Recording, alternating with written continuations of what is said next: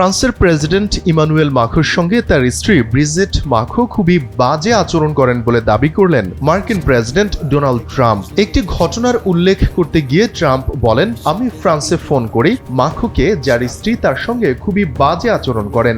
এখনো তিনি সেই চরের ধাক্কা সামলে উঠতে পারেননি। Then I call up France, Macron, whose wife treats him extremely badly, and still recovering from the right to the jaw. সেই চরের ধাক্কা বলতে ট্রাম্প এখানে 2025 সালের একটি ভাইরাল ভিডিওর কথা উল্লেখ করেছেন, যেখানে ভিয়েতনাম সফরের সময় মাখোকে চর দিতে দেখা যায় তার স্ত্রী ব্রিজেট ম্যাখোকে। যদিও ফরাসি প্রেসিডেন্ট এটিকে নিছক দাম্পত্য কলহ বা সাময়িক ভুল বোঝাবুঝি বলে দাবি করেছিলেন।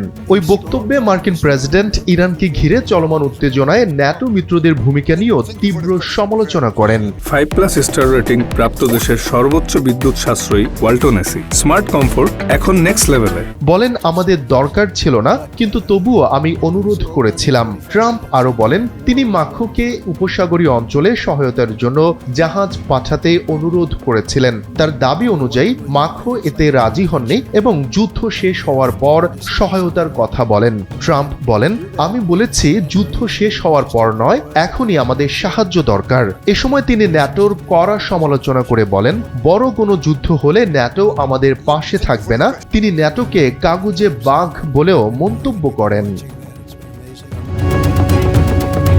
শফিকুল ইসলাম শান্ত, NPB।